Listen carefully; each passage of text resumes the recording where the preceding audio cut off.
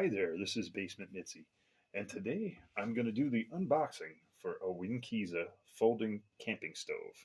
If you love my content, like and subscribe.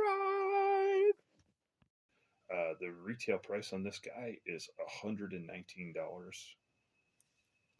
I've I've got the model CS2, and I'm going to let the video speak for itself, showing that it comes apart pretty easy.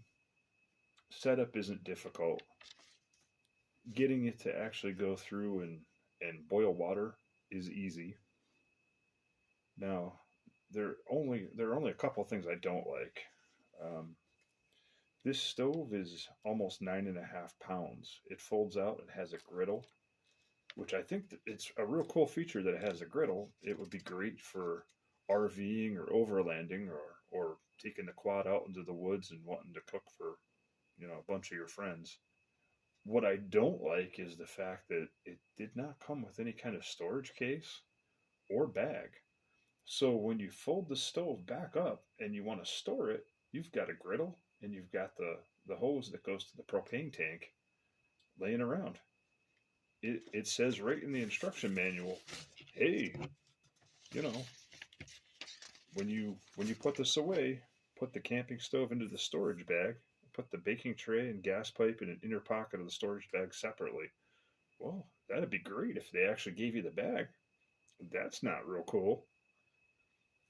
Um, the basic stuff that I saw with this is just basic troubleshooting on gas leaks using the PZO igniter. There's nothing really crazy in the instructions that stands out as something that is real worrisome.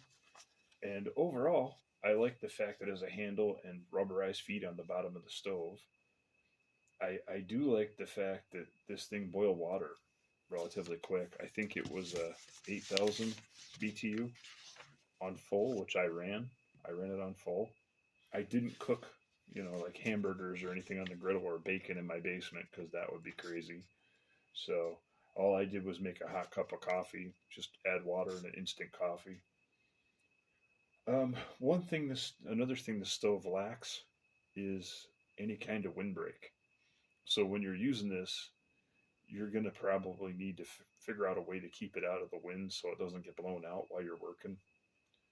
But overall, for an emergency stove or an overland stove, it'll be good as long as you can find a bag to store it all in. So that's the only dilemma I have. For the price, it should come with a storage case or a bag. Mine did not. Mine came with neither. So mine was a folding stove. The two nestling burners. Oh, that's another thing to talk about.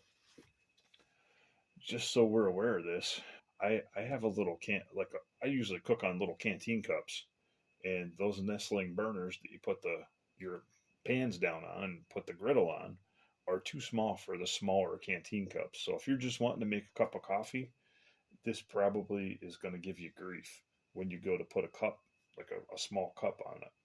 If you have the wider cups, the wide mouth cups, and the bigger, regular saucepans, it won't be an issue. But the smaller cups, it'll fall into the screen, like into the burner setup. I'm gonna rate this guy. I think it's a good stove. I think it needed a little more items to be sent with it as far as the bag or a box or plastic case goes. Because right now, the last picture I have is going to show, hey, this thing's out. It's got the propane line, the griddle, and the rest of it's stored inside itself, which is cool. That's a cool setup with the hinges being foldable, fold away with the handle. But I'm going to rate this a 3 out of 5 because for the price, it really should come with all the things you need to store it. If you enjoyed my content, feel free to upvote, like, subscribe, and maybe tell a couple of your friends. I'm out to do some cool reviews. Have an awesome time and take care of one another.